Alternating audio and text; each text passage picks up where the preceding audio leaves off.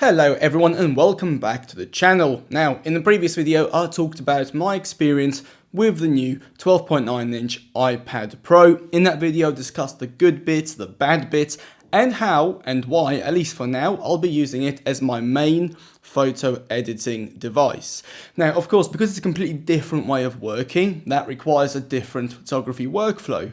And that is what this video is about, because if I'm moving to an iPad Pro, then chances are there are many people who are also either considering moving to an iPad Pro as their main device or have already done so. So this video is aimed directly at those people who will be using an iPad as their main and only photo editing device. Obviously, you'll need an iPad. Now, I've gone with a 12.9-inch, however, any iPad with a USB-C port, so that's what anything from 2018 and above, will do the job. Now, if you do have an iPad with a Lightning port, technically you can still do most of this. It'll just be a bit more awkward and a bit slower, especially when it comes to transferring photos between drives and stuff like that. Now, in terms of the internal specs, I've gone for the 2TB version because I will be using this iPad for client work as well as personal work, so it's very easy for me to fill that up, especially if I'm on a big shoot. However, 1TB is more than enough for most people, especially with the newer version because you get more RAM. Along with the iPad, I also have the Magic Keyboard, the pen, and a smart cover. They will allow me to use it in different situations and sort of set it up differently depending on where I am and what I'm doing. Secondly, I have an Anchor USB-C hub so I can connect my SD card and my hard drives directly into the iPad. Thirdly, I have a SanDisk 2TB SSD. This is like an extension to my iPad, so if I go on a very long trip, I can use it to back up on the road or use it to just offload files which I might not be working on right now, but will be in the future. And finally, I will have a 4TB WD standard hard drive with a USB-C connection, and that is my backup drive that I will explain later on.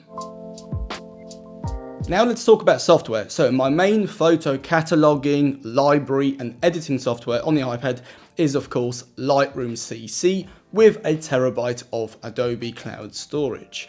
I also use Affinity Photo instead of Photoshop personally because I think it's a much more complete program and it has a lot more to offer compared to Photoshop, certainly at this stage right now. I will then use the Apple iCloud photo library to back up and store the final images. I have around 2TB of storage there, so that will last forever. And when it comes to sharing images on Instagram and online, I will have on my phone an app called Darkroom, which will allow me to add the white borders, and an app called Unfold, which will allow me to do the Instagram stories and put images in like a different sort of order and share on stories.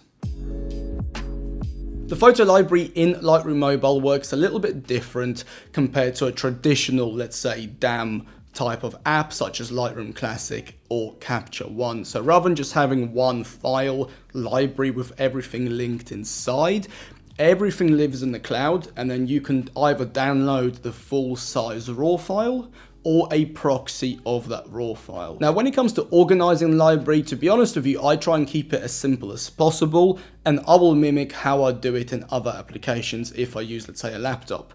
So keeping it simple, we'll start with the year. I'll do 2021. I will then break it down into either personal work or client work. On the client work, I'll just break it down by the name of the client and then break it down further by the shoot type or shoot day. As for the personal work, I'll break it into either locations or people, and then locations I can break it down into country, city, town, or event. An obvious question here is, well, what would I do when the 1TB of online storage gets filled up? So a few things. First of all, let's look at the client work. I only keep client work in the online drive for about 30 days after the shoot, because that will allow me time to make any final adjustments that they might require. Secondly, when I go through my own photos, I am very selective. I don't keep any crap. I delete anything that I personally don't like. And certainly by the time the 1TB gets filled up, I would imagine that the 2TB option will only cost a couple of quid more. Now, how long is that going to be? Well, at the moment, I've got 1,000 images in my online library and I am using 40 gigabytes. That means I've got 960 still left, and out of those 1,000 images, I know that about 400 are client images, which will soon be deleted. So what does it all mean? Well, it means that the 1 terabyte will probably last a lot longer than I think. And even when it does run out in, let's say, a year or two, I reckon the 2 terabyte option will probably be not that much more expensive. The next question you might be asking, well, okay, you've got more storage online. What about your iPad? You can't sort of buy more storage and add it onto the iPad. And this is where the proxies come in. Unless I'm actually working on that particular album, I can just remove the local files, keep the proxies, so I can at least see what's in the library and make quick adjustments. And then if I do need to edit 1 or 2 photos from 2 years ago, I'll just download the full size from the cloud, edit it, and then remove it locally. The proxy will stay on the laptop, or on the iPad, sorry, and that way I will manage the internal storage much better. Importing is very simple. The only thing I will do is put the SD card in, select which album I want to import to, and make sure that that album has the store locally function enabled so that it will not automatically delete the files and keep the proxies and then send it up to the cloud, because obviously I want to be working on all those files. Once all the images are imported, I will go through 2 rounds of selection. The first round will involve me just simply scanning through the photos and rejecting anything that I don't like. This is where the Magic Keyboard comes in very useful, because you have all the shortcuts still there, which means you can use the arrow keys, the X and the U key to select which to reject and which to unreject. Now, once I've done that, I'll delete all the rejected ones by using the filter function, and I will go through the images again. This time I will apply one of my presets just to see in which direction I want to take that particular photo. And that will also give me like a layer of selection, because there'll be some images which will just not work with any one of my presets. I will try and edit it from scratch, and if that doesn't work, that will get rejected. So typically I would lose most of my images through these 2 stages, and whatever's left will go into the editing stage. Before doing anything else, this is very important, switch off True Tone. This applies to any Apple device, not just the iPad. I have edited so many images with True Tone enabled to then realize that all the images are edited too cool, because obviously the screen was making up for it, and I had to go back and adjust the temperature in every single image. Any image that gets to this stage will be fully edited either from scratch or by using one of my presets as a starting point. Now, I did a comprehensive editing video already, which was actually on the iPad as well. I will link it at the end of this one, so do go and watch that if you want to know more about my editing process. However, for the purpose of this video, let's assume I've edited all the photos, and now I will go through them and rate each photo. Any image that gets 1 star will just get deleted. 2 stars will go to an image which is acceptable, but I will only keep it if it supports another image or a photo set.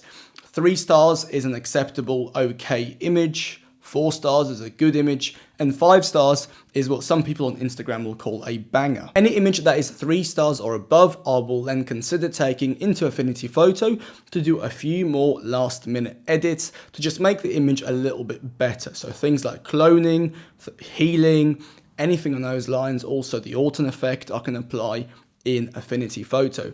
The one thing to keep in mind is when you go into the share button, you will see open in. Before you use that, click on the little settings and then change it to uncompressed 16-bit TIFF. So what Lightroom will do is it will export the highest possible quality TIFF file and then directly open that in Affinity Photo. So when you're working on that file, you are working on the best quality file you possibly can. Once I've fixed any issues in Affinity Photo, I will then export that as a high-res uncompressed 16-bit TIFF file back into Lightroom. And then once in Lightroom, I will have to re-add it to the album because for some reason it just doesn't do it automatically.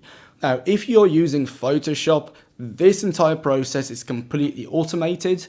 However, I just don't really like Photoshop, so that's why I would rather have a bit more hassle and just do it this way. But at the end of the day, it doesn't really matter which way you do it, it will still sort of import back without a problem. Oh, a quick tip here is if you've been using layers in your Affinity Photo edit and then you export the file, there is a small checkbox or slider, whatever you want to call it, that will ask you if you want to save the layers.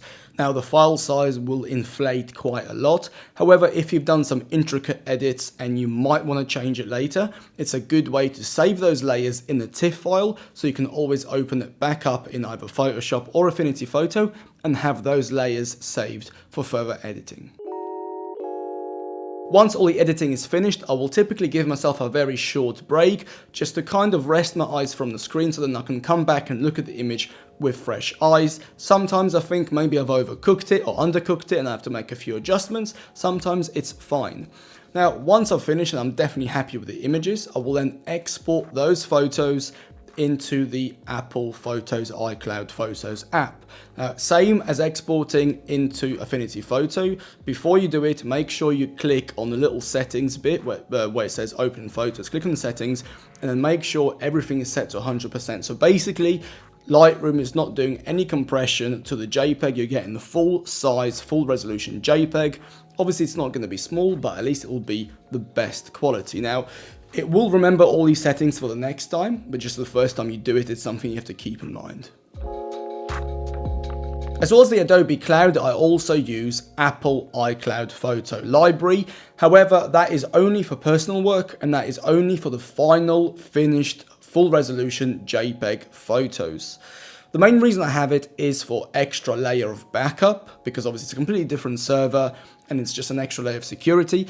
But more importantly, it's just such an easy way to share photos because I can easily load all my images from the previous years on my iPad. I can then share them via AirDrop to my phone. I can post them, and generally it's a much more user-friendly experience. Now, the way that library is set up is very similar to what I have in Lightroom. The only difference is I don't split it by years because the app does it for me. But other than that, it's split up in exactly the same way by country, city, event. You get the idea. By this point, I already have quite a secure backup system, having 2 separate clouds as well as locally on the device. However, I want to add like an extra layer of backup, so should the worst happen, should someone hack my account, delete all my photos, and someone else steal my iPad and delete all the photos that are on the iPad, I just want that extra layer, and that is where the 4TB hard drive comes in. So what I will do is I will have the same structure on that hard drive but in folder form. So again, year, country, you get the idea. And then in Lightroom, I will export the images as DNG raw files and then populate them into the respective folders. Why do I do that? Well, I want to keep the original raw file as much as I can, but also I want to keep the edit. And by having the edit baked into the raw file as a DNG Adobe raw file, it's very easy for me to then open that file in any Adobe application such as Photoshop or Lightroom on any device, and then still have the original file and the edit that I've done at the time. So I hope this video made some sense to you. I hope you might have learned something new. Now, obviously at the time of making this video, we are still on iOS 14. What will happen in iOS 15? Hopefully only positive changes. Hopefully they can tell us how long it's going to take for the files to copy from the Files app to the external hard drive, which I still don't get why they don't tell us that, as well as a few other bits. Maybe iOS 15 will streamline this process. Who knows? We'll see. But as it stands, I think this workflow is quite streamlined as it is. It's very secure and it's very easy to use and to follow. It's not too complicated, I don't think. Obviously, if you have your own suggestions, please write them down below. If you think I've missed something, again, please comment below and I will be happy to respond and to see if maybe I can learn something. That's it. Thank you for watching. As always, I hope you're doing good and I shall see you in the next video. Bye.